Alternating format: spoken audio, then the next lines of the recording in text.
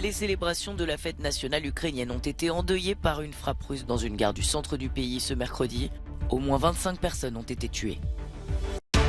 Selon l'ONU, la guerre en Ukraine a fait plus de 13 000 victimes. C'est le Donbass qui enregistre le plus de tués et blessés, une région du sud-est où d'intenses combats ont toujours lieu. Emmanuel Macron en Algérie pour une visite de 3 jours tournée vers la jeunesse et l'avenir. C'est le deuxième déplacement ici du président français. Joe Biden efface partiellement la dette des emprunts étudiants de millions d'Américains. Une promesse de campagne très attendue dans le pays. Les craintes ukrainiennes se sont confirmées. Kiev redoutait une attaque de Moscou 6 mois après le début du conflit et le jour de la célébration de l'indépendance du pays. Une gare a été frappée par un tir de missile en fin de journée ce mercredi. Au moins 25 personnes ont été tuées et plusieurs dizaines d'autres blessées. 4 wagons ont été touchés dans cette gare de Tchaplin, dans la région de Dnipro, à 110 km à l'ouest de Donetsk. Dans son discours du soir, le président Volodymyr Zelensky a martelé que l'Ukraine, indépendante depuis 31 ans, se battra jusqu'au bout, sans aucune concession ou compromis avec la Russie. Notre indépendance n'a pas pris fin et ne prendra jamais fin. Et la 32e année aura son jour de l'indépendance. La 33e aussi, et toutes les suivantes. L'Ukraine pour toujours. Elle ne fera que se renforcer chaque jour et absolument tout le monde comprend cela. Du Conseil de sécurité de l'ONU à toutes les capitales, sans exception. À défaut des parades militaires et des feux d'artifice pour célébrer la fête nationale, Volodymyr Zelensky a profité de cette journée pour décerner des récompenses aux soldats ukrainiens pour leur service rendu au pays. Certaines médailles ont été remises à titre posthume à des soldats tombés au combat. Environ 9000 combattants sont morts en 6 mois de guerre selon l'armée. En l'espace d'une demi-année, la vie de millions d'Ukrainiens a basculé dans l'horreur.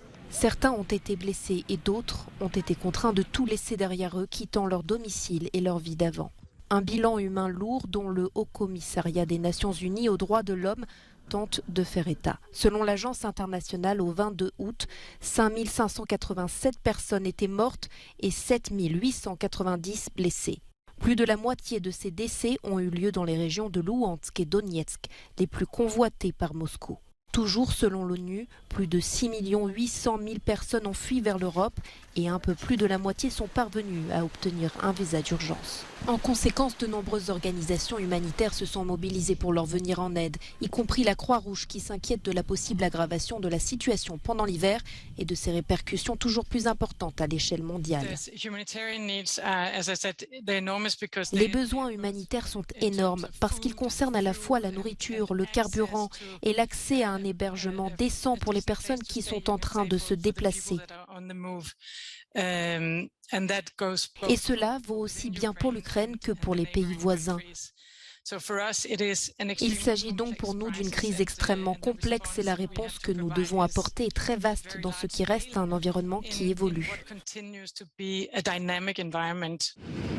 Suite à la décision russe de concentrer ses opérations sur l'est de l'Ukraine, environ 4,5 millions d'Ukrainiens sont rentrés chez eux. Un calme relatif est revenu autour de Kiev, mais les conséquences du conflit pèsent encore, avec notamment un manque de logement, de travail et de matières premières.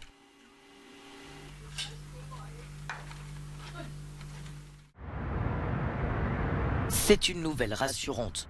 Les négociations semblent abouties concernant l'inspection de la centrale nucléaire de Zaporijia par l'Agence internationale de l'énergie atomique. Conquise par la Russie dès le début du conflit et bombardée ces dernières semaines, la situation de la plus grande centrale d'Europe inquiète. Kiev et Moscou s'accusent mutuellement de ces attaques. Selon le dirigeant de l'organisation internationale, Raphaël Grossi, cette visite à la centrale serait imminente, comme il a pu l'annoncer ce mercredi. Dans un tweet à la suite d'une rencontre à Istanbul avec son homologue russe, il a également précisé que des discussions techniques importantes avaient eu lieu. Cette inspection fait l'objet de négociations depuis plusieurs semaines, mais ses modalités pratiques restent sujettes à débat, l'Ukraine et la Russie ayant chacune leurs conditions. Lors de cette mission, les experts devront vérifier de nombreux paramètres pour déterminer le niveau de dégradation de la sécurité dans la centrale.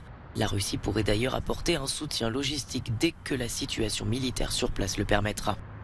Car si Zaporijia est contrôlée par les Russes, c'est toujours le personnel ukrainien qui l'a fait fonctionner.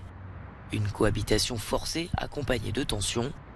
Le président ukrainien souhaite que son homologue russe cesse son chantage nucléaire. Emmanuel Macron entame une visite officielle de 3 jours en Algérie. Pas moins de 90 personnes accompagnent le président français, parmi elles 7 ministres, des parlementaires, des patrons de grands groupes et même une championne de boxe d'origine algérienne. La visite qui se déroulera à Alger, mais aussi à Oran, est centrée sur la jeunesse et l'avenir. Mais les jeunes en Algérie en attendent peu de choses. Nous lui souhaitons la bienvenue. S'il veut, il peut venir à Alger et vivre ici. Et moi, je vais aller vivre en Europe à sa place. Parce qu'à Alger, il n'y a pas de travail, il n'y a rien, il n'y a pas d'espoir. La voiture la moins chère coûte environ 200 000 €.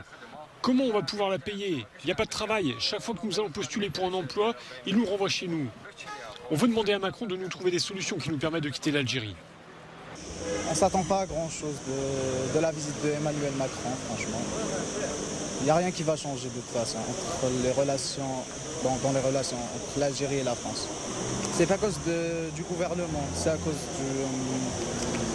c'est à cause de la population, de la société.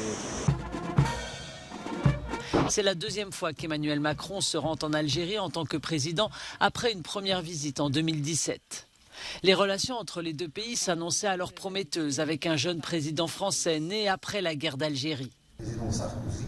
Mais les liens, marqués par l'histoire douloureuse et commune de la guerre d'indépendance dans les années 60, ont connu un coup dur il y a 1 an, avec des critiques du président français qui ont provoqué une crise diplomatique. Certains aujourd'hui estiment que la visite de cette fin de semaine ne servira que les intérêts de la France, alors que l'Algérie pourrait devenir incontournable pour son gaz, depuis que l'Europe cherche à réduire sa dépendance à l'énergie russe. À la suite de l'assassinat de l'ancien Premier ministre japonais Shinzo Abe, le chef de la police nationale Hitaru Nakamura a présenté sa démission ce jeudi. L'ex-premier ministre a été tué par balle le 8 juillet dernier lors d'un meeting politique. L'enquête a établi des failles dans les mesures de sécurité mises en place lors de l'événement.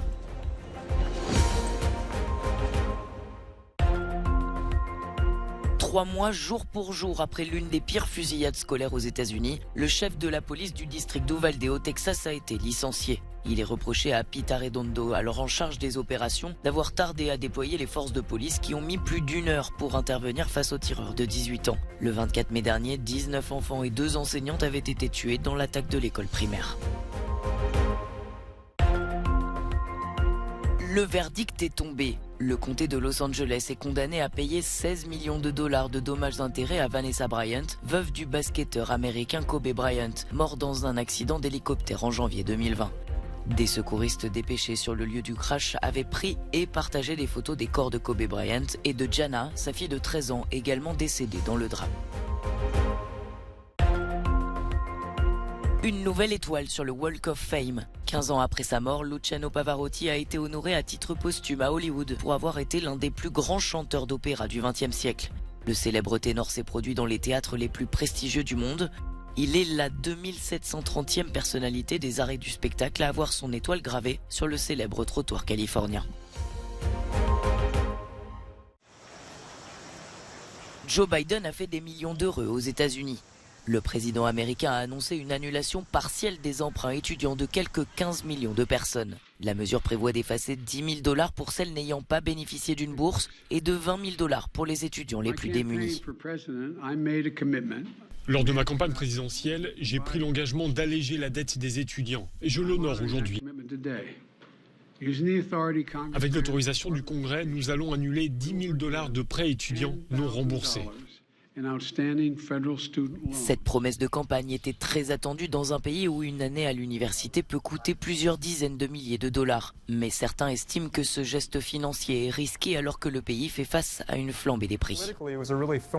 Politiquement, c'était une question épineuse pour le président. Les républicains sont opposés à toute forme d'annulation de la dette étudiante. Selon eux, c'est une sorte d'aumône injuste. À gauche, les opinions divergent. Les plus extrêmes disent que 50 000 $ est le minimum par personne que le président Biden devait annuler.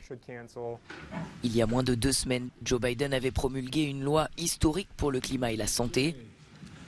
Cette dernière mesure pour les étudiants donne donc un nouvel élan aux démocrates à l'approche des élections de mi-mandat, traditionnellement difficiles pour le parti présidentiel.